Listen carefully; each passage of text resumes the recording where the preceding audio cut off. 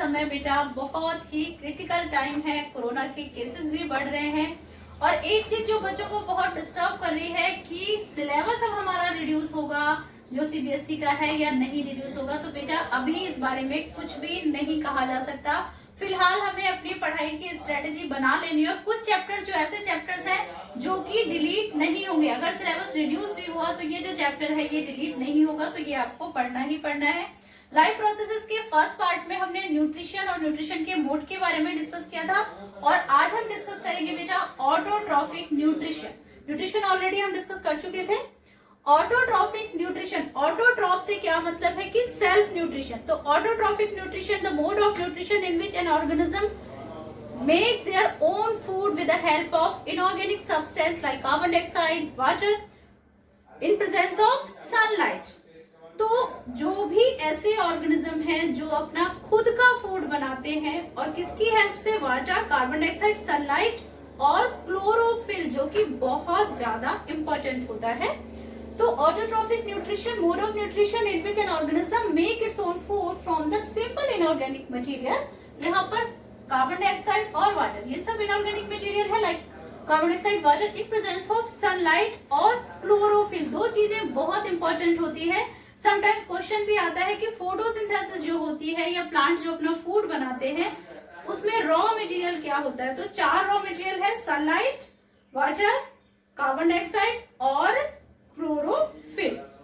Autotrophs क्या होते हैं जी? ऑटोट्रॉफ्स जो होते हैं जितने भी ग्रीन प्लांट्स होते हैं, यानी कि जिसमें ऑटोट्रॉफिक मोड ऑफ न्यूट्रिशन होता है। ग्रीन प्लांट्स क्या कहलाते हैं? ऑटोट्रॉफ्स कहलाते हैं because green plants make their own food with the help of inorganic substances.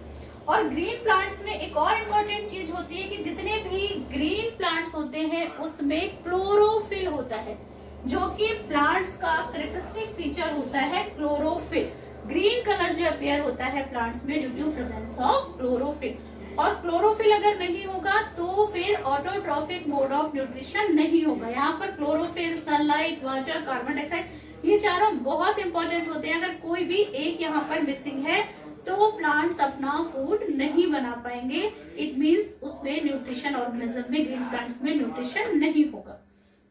So clear हो गया बच्चे, ऑटोट्रॉफिक न्यूट्रिशन क्या होता है और ऑटोट्रॉफ्स क्या होते हैं। जितने भी ग्रीन प्लांट्स होते हैं या जिसमें भी क्लोरोफिल होता है, एल्गी में भी क्लोरोफिल होता है, कुछ सर्टेन बैक्टीरियाज हैं जिसमें भी क्लोरोफिल होता है।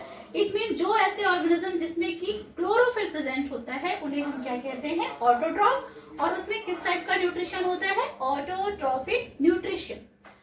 ऑटोट्रॉफिक न्यूट्रिशन में सबसे इंपॉर्टेंट है फोटोसिंथेसिस प्रोसेस। फोटोसिंथेसिस हमने प्रीवियस क्लासेस में भी पढ़ी है कि ये चारों चीजें यूज करके प्लांट्स अपना सिंपली फूड जो बनाते हैं वो होती है photosynthesis, the process by which plants make their own food with the help of carbon dioxide, water, sunlight and chlorophyll.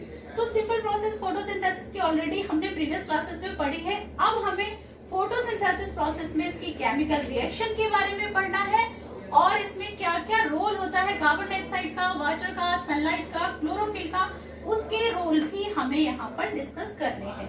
तो फोटोसिंथेसिस की बेसिक जो रिएक्शन है वो ये होती है, carbon dioxide, water in presence of sunlight energy, जो सन की एनर्जी होती है, और in presence of chlorophyll. Chlorophyll यहाँ पर बहुत इंपॉर्टेंट है जो कि प्लांट्स में प्रेजेंट होता है। और क्या बनता है यहाँ पर? C6H12O6 glucose. ग्लूकोज बनता है, it's a type of carbohydrate. और क्या रिलीज होती है? ऑक्सीजन यहाँ पर रिलीज हो जाती है ड्यूरिंग फोटोसिंथेसिस।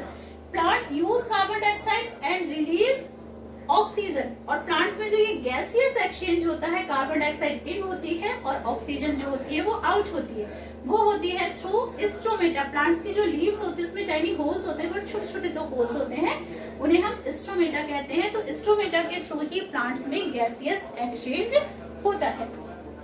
तो यहाँ पर देखो बेटा, ये बैलेंस इक्वेशन है। अभी आप क्लास 10th में हो तो आपको केमिकल रिएक्शंस जब हम डिस्कस करेंगे तो इक्वेशन बैलेंस करनी भी आपको डिस्कस करूंगी।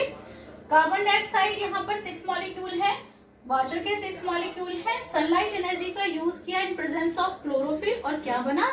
ग्लूकोज मॉलिक्यूल बना, जिसे कि हम 6 कार्बन मॉलिक्यूल भी कहते हैं बिकॉज यहाँ पर 6 कार्बन प्रेजेंट है, C6H12O6 और 6 मॉलिक्यूल यहाँ पर ऑक्सीजन के रिलीज हो गए। अब जी बात आती है कि यहाँ पर सनलाइट का क्या रोल है और क्लोरोफिल का क्या रोल है। तो यहाँ पर हम वन बाय वन डिस्कस करेंगे फोटोसिंथेसिस के क्या स्टेप्स होते हैं। तो फर्स्ट स्टेप फोटोसिंथेसिस का होता है absorption of sunlight energy by chlorophyll. It means हम कह सकते हैं कि क्लोरोफिल जो होता है वो सनलाइट की जो एनर्जी होता है उसको ट्रैप करता है या एब्जॉर्ब करता है ड्यूरिंग फोटोसिंथेसिस। तो क्लोरोफिल का फंक्शन आपको समझ आया कि क्लोरोफिल सन की जो एनर्जी होती है उसको ट्रैपिंग का काम या फिर एब्जॉर्प्शन का काम करता है। अब सनलाइट की जो एनर्जी होती है वो केमिकल एनर्जी में कन्वर्ट हो जाती है, क्योंकि प्लांट्स में जो ट्रांसफॉर्मेशन ऑफ एनर्जी होता है, समटाइम्स ये क्वेश्चन भी आ जाता है। जब भी आप बेटा एक चीज ध्यान रखना, जब भी हम कोई टॉपिक डिस्कस करते हैं तो उसके 1 मार्क्स वाले क्वेश्चन किस किस टाइप से क्वेश्चंस हमसे एग्जाम में पूछे जाएंगे वो सब भी आपको कॉन्सेप्ट दिमाग में रखना है। तो इसमें से भी बहुत सारे 1 मार्क्स के क्वेश्चंस आपके बनते हैं, वो सब भी मैं आपको बताते चलूंगी। तो conversion of light energy into chemical energy. तो फोटोसिंथेसिस की जो प्रोसेस होती है उसमें लाइट एनर्जी केमिकल एनर्जी में कन्वर्ट हो जाती है, और लाइट एनर्जी ट्रैप कौन करता है? क्लोरोफिल, यानी कि उसको एब्जॉर्ब कर लेता है। अब जो केमिकल एनर्जी हो गई, कन्वर्ट हो गई, जो सनलाइट एनर्जी थी वो केमिकल एनर्जी में कन्वर्ट हो जाती है, और फिर जो केमिकल एनर्जी है वो ये जो वाटर मॉलिक्यूल था ये इसको स्प्लिट कर देती है हाइड्रोजन और ऑक्सीजन में। यहाँ पर केमिकल एनर्जी ने क्या काम किया? वाटर जो मॉलिक्यूल था उसको हाइड्रोजन और ऑक्सीजन में स्प्लिट कर दिया। अब जो ये हाइड्रोजन है इसका क्या होगा और ऑक्सीजन का क्या होगा ये भी मैं आपको बताती हूँ। अब यहाँ पर जो ये हाइड्रोजन है, क्योंकि यहाँ पर हमारा कार्बन डाइऑक्साइड भी यूज हुआ था, तो जो ये हाइड्रोजन है ये कार्बन डाइऑक्साइड को रिड्यूस करेगी, कार्बन डाइऑक्साइड को रिड्यूस करेगी। रिडॉक्स रिएक्शन अभी आगे पढ़ोगे बेटा केमिस्ट्री में। तो जो हाइड्रोजन है ये कार्बन डाइऑक्साइड को रिड्यूस करेगी, किस में कन्वर्ट कर देगी? कार्बोहाइड्रेट या ग्लूकोज में कन्वर्ट कर देगी। तो क्या बन जाएगा हमारा? ग्लूकोज, और ऑक्सीजन जो है वो कंबाइंड होकर ऑक्सीजन के फॉर्म में रिलीज हो जाएगी। तो इस तरीके से हम देखते हैं कि 3 स्टेप्स यहाँ पर इंपॉर्टेंट प्रोसेस होती है। फर्स्ट हमारा क्या होता है? Trapping of sunlight energy by the chlorophyll. फिर दूसरा conversion of chemical sunlight energy into chemical energy. Third हमारा होता है split of water molecule with the help of chemical energy. तो वाटर मॉलिक्यूल हाइड्रोजन और ऑक्सीजन में स्प्लिट हुआ, then जो कार्बन डाइऑक्साइड होता है ये रिड्यूस हो जाता है ग्लूकोज के फॉर्म में, जो कि फाइनल यहाँ पर लास्ट प्रोडक्ट होता है फोटोसिंथेसिस प्रोसेस का। सो आई होप बच्चा कि क्लियर हो गया होगा फोटोसिंथेसिस क्या होती है। प्रीवियस क्लासेस से 5th 6th से आप पढ़ते आते हो फोटोसिंथेसिस प्रोसेस। तो ऑटोट्रॉफिक मोड ऑफ न्यूट्रिशन यहाँ पर प्लांट्स का क्लियर हो गया। नेक्स्ट हम डिस्कस करेंगे हेटेरोट्रॉफिक मोड ऑफ न्यूट्रिशन या फिर न्यूट्रिशन इन एनिमल। और इस लेक्चर में अगर आपको कोई भी प्रॉब्लम है तो आप कमेंट बॉक्स में जरूर कमेंट करिएगा। और गाइस एक इम्पोर्टेंट बात कि इस चैप्टर से रिलेटेड, इस सीरीज लाइव प्रोसेसेस से रिलेटेड जो भी आपके डाउट्स हैं, जो भी आपको प्रॉब्लम्स है वो आप कमेंट बॉक्स में कमेंट करिए। लास्ट सेशन में लाइव प्रोसेसेस की लास्ट जो आपकी सीरीज होगी उसमें मैं आपका डाउट क्लियरिंग सेशन रखूंगी, जिसमें आपके जितने भी डाउट्स हैं वो सारे क्लियर हो जाएंगे। और अगर चैनल पर नए हो तो चैनल को सब्सक्राइब जरूर कर लीजिए, क्योंकि हमारे चैनल पर ना केवल स्टडी मटेरियल अवेलेबल है, जबकि एग्जाम के रिगार्डिंग जो भी लेटेस्ट अपडेट होती है वो भी आपको चैनल पर अवेलेबल है। सो बने रहिए लर्न इजी क्लासेस के साथ। Bye bye.